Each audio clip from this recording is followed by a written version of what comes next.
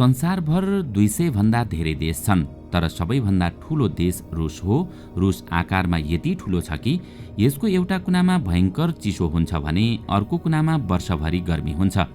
यो देश यति ठूलो छ कि यसको एउटा कुनामा बस्ने मानिसलाई अर्को कुनामा बस्ने मानिसका बारेमा कुनै जानकारी नै हुँदैन। उनीहरूको संस्कृति, भाषा, रहनसहन सबै कुरा फरक फरक छ। तर पनि यो देशमा युरोप वा अमेरिकी देशहरूको जस्तो आन्तरिक विद्रोह खासै हुँदैन।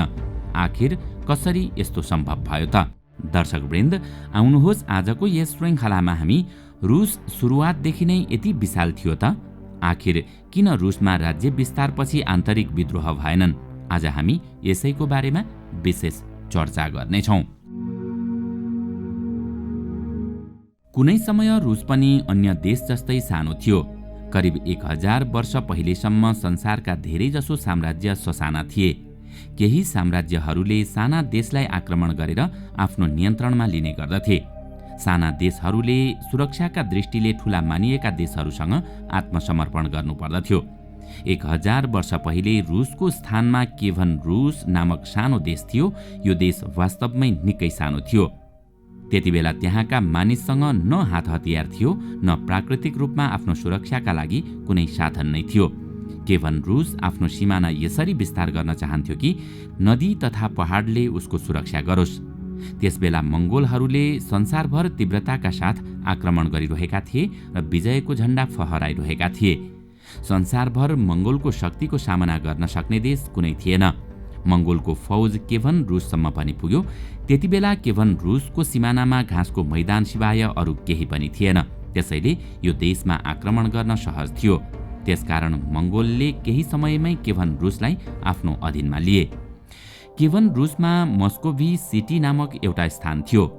चिसोबाट बच्नका लागि यहाँका मानिस जनावरको छाला प्रयोग गर्ने गर्दथे। उनीहरू आफूले प्रयोग गर्ने मात्र नभएर जनावरको छाला अन्य देशमा पनि बिक्री गर्ने गर्दथे र जनावरको छाला बिक्री नै उनीहरूको मुख्य आय स्रोत थियो, जसबाट उनीहरूले धेरै पैसा कमाउँथे।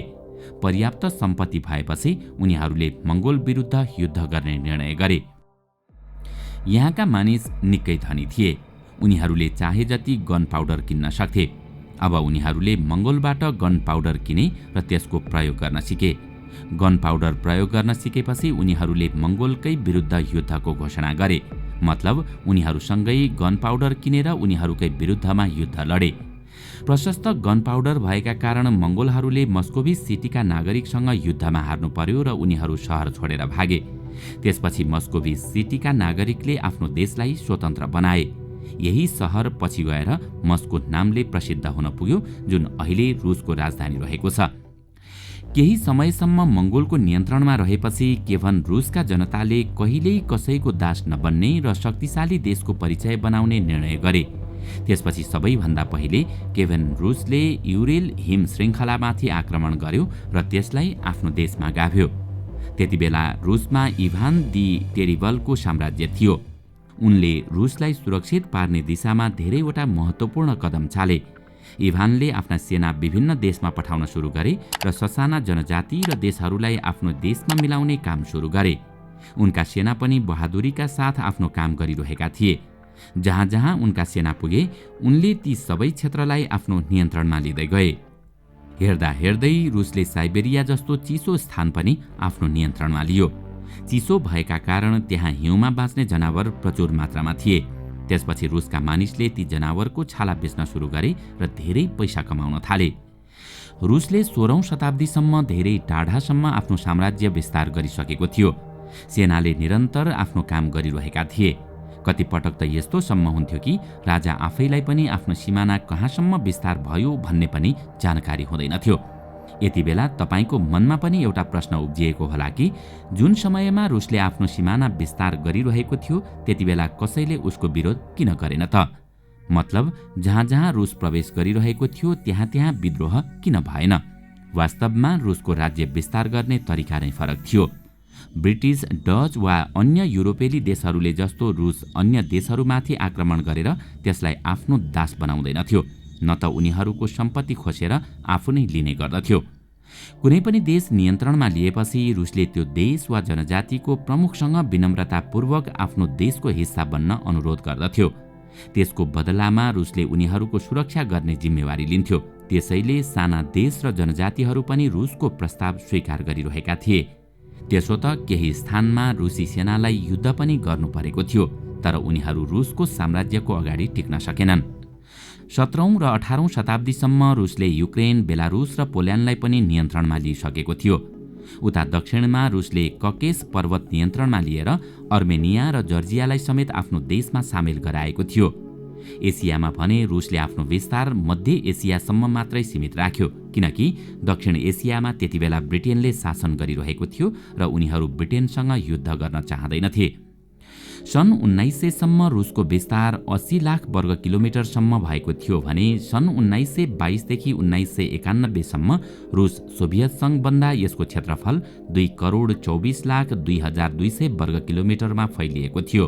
तर जब सन् 1991 मा सोभियत संघ विघटन भयो र धेरैवटा देश संघबाट बाहिरिए, तब पनि रुस संसारको सबैभन्दा ठूलो देश बन्न पुग्यो। अहिले रुस 84 क्षेत्रहरूमा विभाजित छ भने यसको कुल क्षेत्रफल 1,70,98,242 वर्ग किलोमिटर रहेको छ। रुसपछि विश्वको दोस्रो ठूलो देश क्यानाडा हो। यसको क्षेत्रफल 79 लाख वर्ग किलोमिटर छ। संसारका पहिलो र दोस्रो सबैभन्दा ठूला देशहरूबीच झण्डै 2 गुणा जमिनको फरक छ। त्यसो त रुसको सम्पूर्ण क्षेत्रफल प्लुटो ग्रहभन्दा पनि बढी छ। कुनै समय अलास्का पनि रुसकै हिस्सा थियो, तर यो स्थान आफ्नो कुनै कामको नभएको ठानेर रुसले जम्मा $72 लाख अमेरिकालाई बेचेको थियो। अमेरिकाले जब त्यहाँ उत्खनन गर्यो तब सुन, हीरा र तेलका कैयौं भण्डार फेला परे, जसले अमेरिकाको अर्थव्यवस्था मजबुत बनाउन धेरै मद्दत गर्यो। अलास्का त्यति थोरै पैसामा बेच्नु रुसले गरेका सबैभन्दा ठूला गल्तीहरूमध्येको एक थियो। अहिले रुस संसारमा सबैभन्दा बढी तेल उत्पादन गरिरहेको छ। संसारका सबैभन्दा धेरै धनी मानिसहरू पनि रुसकै रहेका छन्, तर रुसको जनसङ्ख्या भने उसको क्षेत्रफलको हिसाबले निकै थोरै छ। यहाँ 14 करोड 50 लाख मानिस बसोबास गर्दछन्। जनसङ्ख्या वितरण पनि यहाँ निकै असमान छ। केही सहर पूर्ण रूपमा खाली छन् भने केहीको जनसङ्ख्या धेरै रहेको छ। रुसको 1/4 भूभाग युरोपमा पर्छ भने 3/4 हिस्सा एसियामा पर्दछ। तर देशका 22% जनसङ्ख्या मात्रै एसियातर्फ बसोबास गर्ने गर्दछन्। संसारको सबैभन्दा ठूलो स्वच्छ पानीको ताल बाइकल पनि रुसमै रहेको छ। संसारको 20% स्वच्छ पानी यही तालमा रहेको छ। रुसमा कुनै समय यस्तो पनि थियो कि यहाँ दारी पाल्न कर तिर्नु पर्दथ्यो। पिटर नामक शासकले रुसमा यस्तो अनौठो कर लागू गरेका थिए। यहाँ संसारका सबैभन्दा ठूलो रेल नेटवर्क पनि रहेको छ, जसलाई ट्रान्स साइबेरियन रेल नेटवर्क भनिन्छ। रेललाई यो नेटवर्क पूरा गर्न 8 दिनको समय लाग्छ। यति मात्रै होइन, परमाणु हतियारको सवालमा पनि रुस सबैभन्दा शक्तिशाली मानिन्छ। अहिले रुससँग 5,889 परमाणु हतियार छन्, जबकि अमेरिकासँग 5,244 परमाणु हतियार रहेका छन्।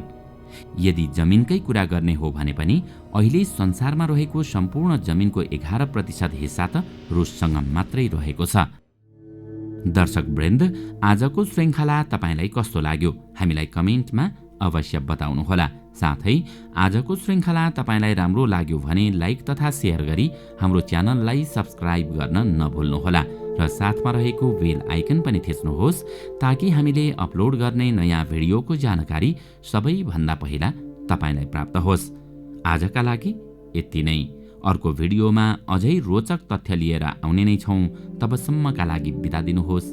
नमस्कार।